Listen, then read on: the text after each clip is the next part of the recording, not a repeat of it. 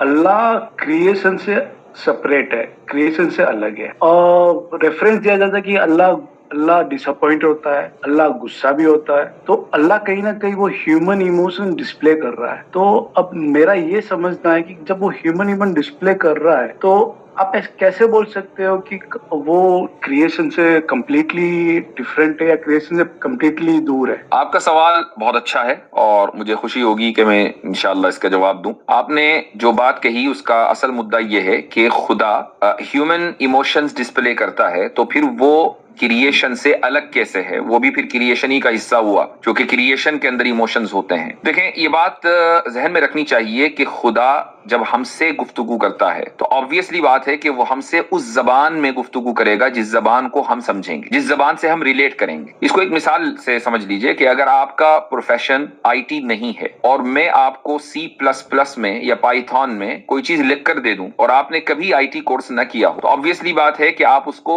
न समझ पाएंगे। और अगर मेरे अलावा C++ लैंग्वेज या जावा लैंग्वेज या पाइथन कोई ना जानता हो दुनिया में, तो फिर वो बात कभी कोई समझ ही नहीं पाएगा। खुदा हमसे गुफ्तगू करता है हमारी जबान में, लेकिन उस जबान का स्टैंडर्ड इतना आला होता है कि एक इंसान उस जबान के स्टैंडर्ड को पहुंच नहीं सकता। लेकिन अल्फाज वही होते हैं जो अल्फाज में और आप बोलते हैं, समझते हैं, जिसको हम रिलेट कर सकते हैं। अच्छा, इसीलिए खुदा ने कुरान में और आप सल्लल्लाहु अलैहि वसल्लम की जबानी हमें कुछ उसूल दे दिए। वो उसूल ये दिए कि भाई खुदा इंसान नहीं है। वो उसूल ये दिया कि खुदा जैसी कोई चीज नहीं है, लैसा कमिस्लिही शै। खुदा ने एक प्रिंसिपल बयान कर दिया कि उस जैसी कोई चीज क्रिएशन में है ही नहीं। जब ये उसूल आ गया, अब हम इस उसूल को, प्रिंसिपल को सामने रखेंगे और उसके बाद वो आयतें देखेंगे जहां मसलन ये हदीसें देखेंगे। मसलन खुदा के ताल्लुक से एक हदीस में यह है कि वो हंसता है, खुदा के ताल्लुक से एक हदीस में यह है कि वो खुश होता है। तो ये जो खुश होना, हंसना, ये सारी चीजें हैं, इसका ताल्लुक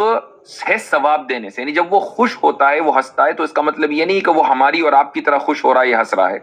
इसका ताल्लुक इमोशन से नहीं है, बल्कि इसका ताल्लुक रिवॉर्ड से है कि वो उस आदमी को रिवॉर्ड देता है। इसी को बयान करने के लिए हंसना और खुश होना जिक्र किया गया। इसको एक और चीज से समझें। मसलन खुदा के लिए जब कोई इमोशन का लफ्ज इस्तेमाल होता है तो उसका जो रिजल्ट है वो मुराद होता है। हमारे लिए जब इमोशन का लफ्ज इस्तेमाल होता है तो उसका जो सोर्स है वो मुराद होता है। यानी मैं अगर ये कहूं कि मैं खुश हुआ या मैं हंसा, तो मेरे हंसने और खुश होने का जो सोर्स है वो मेरा दिल है, और दिलों के अंदर इमोशंस होते हैं। वो जो अल्फाज हैं वो मेरे इमोशन को बयान करने के लिए आएंगे। लेकिन जब यही अल्फाज हम खुदा के लिए इस्तेमाल करते हैं तो वो अल्फाज उन मकसद को बयान करने के लिए आते हैं कि उसका मकसद क्या है, और उसका मकसद है सवाब देना, उसका मकसद है रिवॉर्ड करना। तो ये फर्क जहन में रखना चाहिए।